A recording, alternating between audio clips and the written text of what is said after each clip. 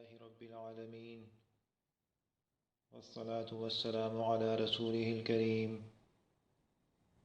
محمد وعلى آله وأصحابه أجمعين وعلى من تبعهم بإحسان إلى يوم الدين أما بعد محترم سامعین، یہ ضروریات دین کورس کا کلپ نمبر 12 ہے۔ اس کا موضوع ہے تیمم کی تاریخ اور طریقہ۔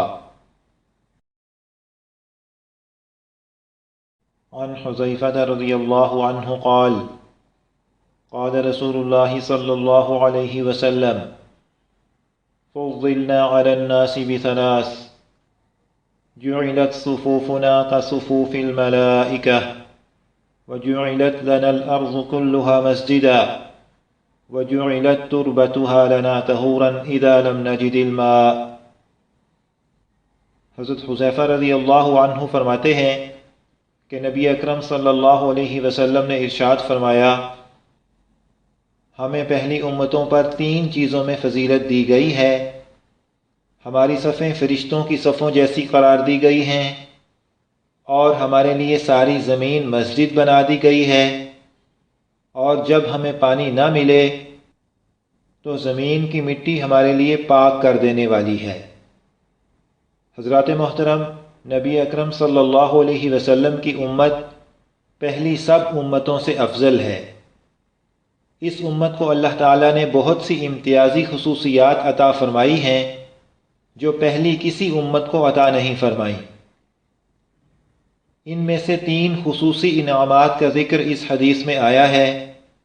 پہلی فضیلت یہ کہ جیسے فرشتے صفیں باندھ کر اللہ تعالیٰ کی عبادت کرتے ہیں، ایسے ہی یہ امت نماز اور جہاد میں صف بنا کر اللہ کی عبادت میں مشغول ہوتی ہے۔ پہلی امتوں میں صف بندی اور جماعت نہیں تھی، انفرادی طور پر جیسے چاہتے نماز پڑھتے تھے۔ دوسری فضیلت یہ کہ پہلی امتوں کو عبادت گاہ کے اندر نماز کا حکم تھا، اس کے علاوہ کسی اور جگہ نماز کی اجازت نہ تھی، جبکہ اس امت کو مسجد کے علاوہ دوسری پاک جگہ پر بھی نماز کی اجازت ہے۔ تیسری فضیلت یہ کہ پانی نہ ہو یا پانی استعمال نہ کر سکتا ہو تو پاک مٹی سے تیمم کا حکم ہے۔ پہلی امتوں کو اس کی بھی اجازت نہیں تھی۔ محترم سامعین، تیمم کا حکم نازل ہونے کا واقعہ حدیث شریف میں آیا ہے۔ یہ واقعہ سن 5 یا 6 ہجری کا ہے۔ حضرت عائشہ رضی اللہ عنہ فرماتی ہیں کہ ہم رسول اللہ صلی اللہ علیہ وسلم کے ساتھ کسی سفر میں تھے، یہاں تک کہ جب ہم بیدا یا ذات الجیش نامی جگہ پر پہنچے تو میرا ہار گم ہو گیا۔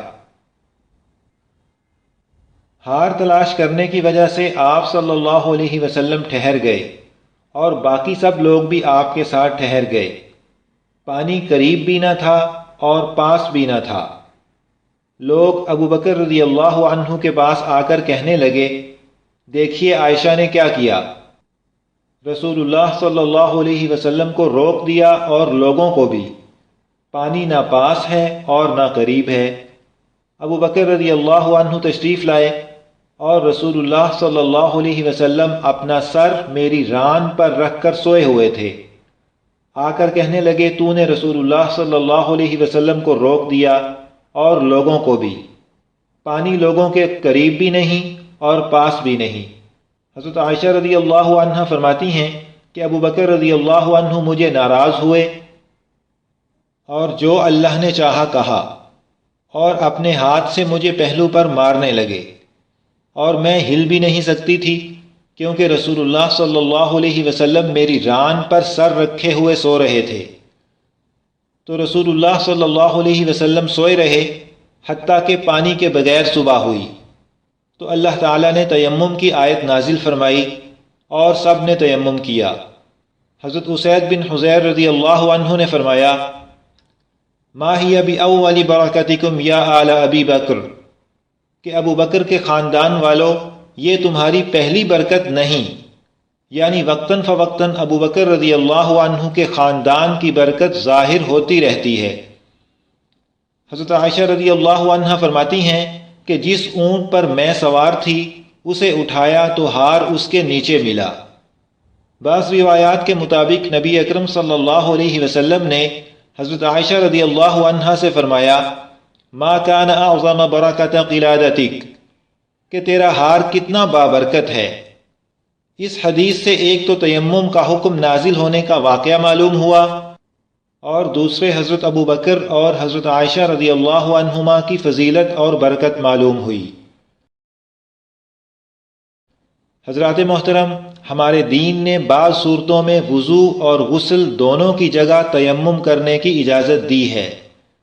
اگر پانی کے استعمال سے بیمار ہو جانے یا بیماری بڑھ جانے کا خطرہ ہو، یا پانی اتنا کم ہو کہ وضو کے فرض یا غسل کے فرض ادا کرنے کے لیے بھی کافی نہیں، یا پانی ایک شرعی میل دور ہو، تو ان سب صورتوں میں وضو کی جگہ بھی تیمم کرنا درست ہے، اور اگر غسل واجب ہو تو غسل کی جگہ بھی تیمم کرنا درست ہے۔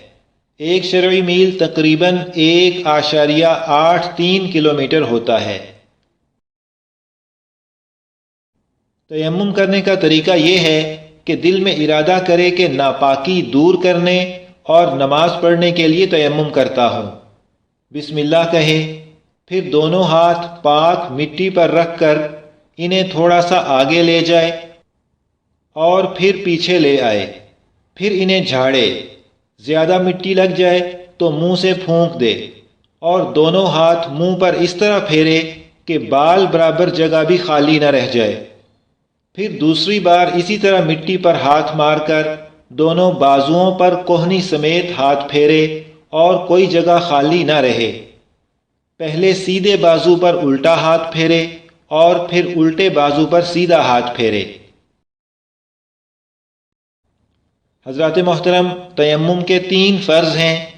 نمبر 1 نیت کرنا، نمبر 2 دونوں ہاتھ مٹی پر مار کر منہ پر پھیرنا، نمبر 3 دونوں ہاتھ مٹی پر مار کر بازوؤں پر پھیرنا۔ ان چیزوں پر تیمم کرنا درست ہے۔ مٹی، ریت، پتھر، چونا، مٹی کے کچے یا پکے برتن جن پر روغن نہ ہو، مٹی کی کچی یا پکی اینٹیں، مٹی یا اینٹوں یا پتھر یا چونے کی دیوار وغیرہ۔ ان چیزوں پر غبار نہ بھی ہو اور ہاتھ کو کچھ بھی نہ لگے تب بھی ان پر تیمم کرنا درست ہے۔ لکڑی، لوہا، تانبا، پیتل، ایلومینیم، شیشہ، غلہ، کپڑا وغیرہ پر تیمم درست نہیں۔ ہاں، اگر ان چیزوں پر اتنا غبار ہو کہ ہاتھ مارنے سے اڑنے لگے یا اس چیز پر ہاتھ رکھ کر کھینچنے سے نشان پڑ جائے تو پھر ان سب چیزوں پر بھی تیمم جائز ہے۔ ان چیزوں سے تیمم ٹوٹ جاتا ہے، پانی مل جانے سے، بیماری وغیرہ کا عذر جاتے رہنے سے۔ جن چیزوں سے وضو ٹوٹتا ہے ان سے وضو کا تیمم ٹوٹ جاتا ہے، اور جن چیزوں سے غسل واجب ہوتا ہے ان سے غسل کا تیمم ٹوٹ جاتا ہے۔ محترم سامعین، تیمم کی حکمت اللہ تعالیٰ نے ارشاد فرمائی ہے، ما يريد الله ليجعل عليكم من حرج ولكن يريد ليطهركم وليتم نعمته عليكم لعلكم تشكرون۔ مطلب یہ کہ اللہ تم پر کوئی تنگی مسلط نہیں کرنا چاہتا، لیکن یہ چاہتا ہے کہ تم کو پاک صاف کر دے، اور یہ کہ تم پر اپنی نعمت تمام کر دے تاکہ تم شکر گزار بنو۔ اس آیت سے معلوم ہوا کہ تیمم کی اجازت دے کر ہماری تنگی اور تکلیف دور کر دی گئی کہ وضو یا غسل کے لیے پانی نہیں تو مٹی سے پاکی حاصل کر لو، اور ہمیں خصوصی انعام عطا کیا گیا اور شکر گزار اور فرما بردار بننے کا موقع دیا گیا، اور یہ اللہ تعالیٰ کی ہم پر خاص عنایت ہے۔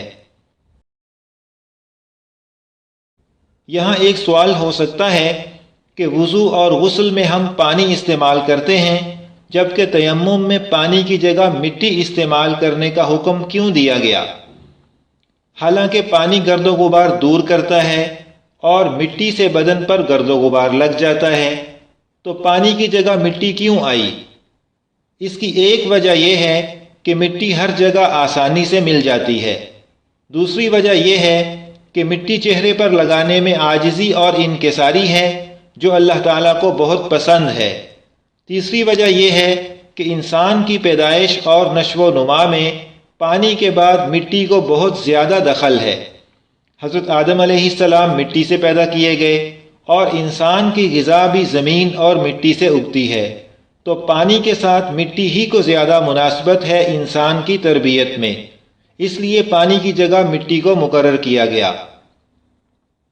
حضرات محترم، یہاں پر ضروریات دین کورس کا کلپ نمبر 12 مکمل ہوا۔ انشاءاللہ تعالی کلپ نمبر 13 کا موضوع ہوگا اللہ تعالیٰ کی عبادت ایسے کرو گویا اسے دیکھ رہے ہو۔ اللہ تعالیٰ سے دعا ہے کہ ہمیں دین کے سب احکام پر عمل کی توفیق دیں، آمین۔